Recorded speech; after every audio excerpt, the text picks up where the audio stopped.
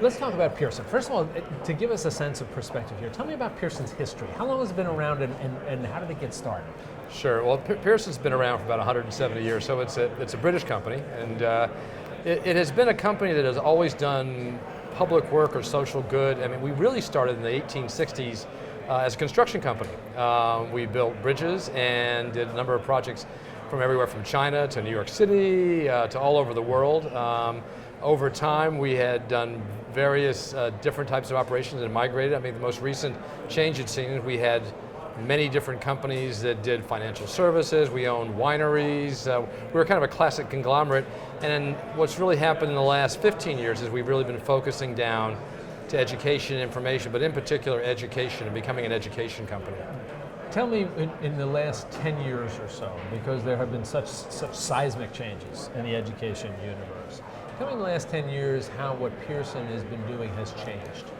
Well, I think as I said, one of the things we've done is we've really got all the companies that we own focused on education, number one.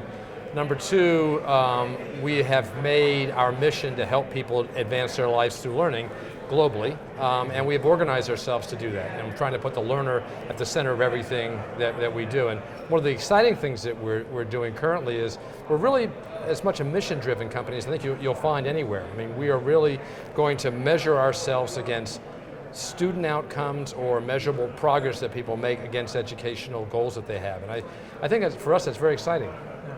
How do you do that? How do you go about doing that and measuring? Because obviously, anecdotally, you can certainly look at some things. Sure. But how does Pearson go about saying, you know what, this is working, but this isn't? Sure. So Pearson has quite a few businesses in education. For example, in China, we teach English, and we can pretty much measure whether people are learning English or not. We have a high school in South Africa. We have schools in Brazil. Here in the States, we have Connections Academy, which is a charter school. And at the end of the day, students will be judged on their performance against the outcomes they're trying to get in school. Increasingly in our other businesses, we are using technology, and we are using the marrying of technology and content to gather data around how students are performing against standards.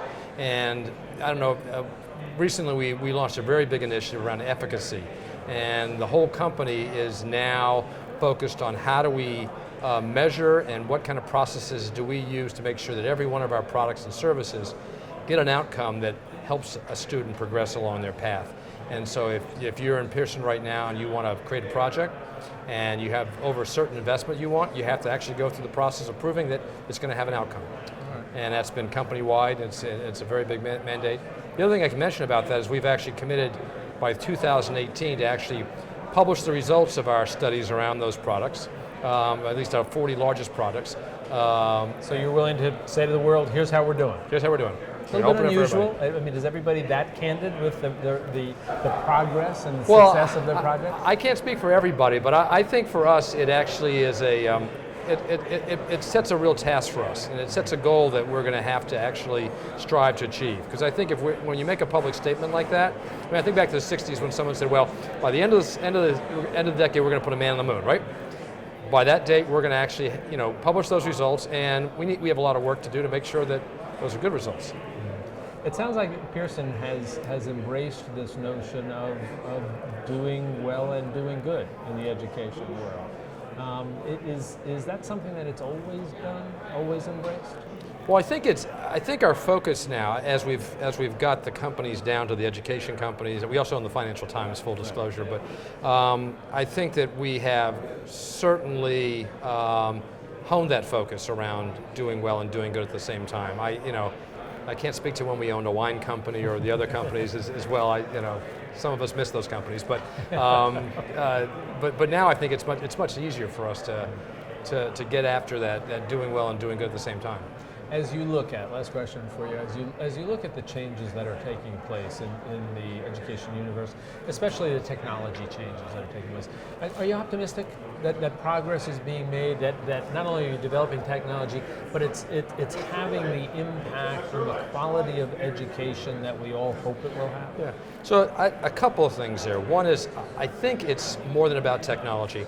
It's about the marrying of content and technology, and actually services, professional development services, around teachers. It's much around teachers. I mean, the research that we're doing is around the world is saying that teachers are really important, and what teachers do is really important to educational achievement. So many of the things we're doing is how do we support teachers around that. And again, I think appropriate technology married with the right kind of software.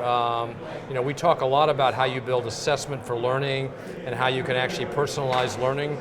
Again, those are all things that will augment teaching in special ways, and using the technology and also software and development to do that. So I think it's the bringing together of all those pieces, and then actually how do you apply it in the teaching environment that is really powerful. It sounds interesting and compelling, and hopefully very positive. Don, thanks so much for taking some time to talk. Thank you.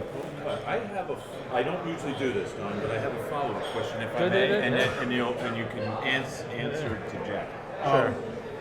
A company like ours, as storytellers, is there a role for us as we start to tackle this issue of education and really trying to make us the world leader again? So I'm curious if you think there is a role, not so much for American Ed TV, but a role for media in making education accessible.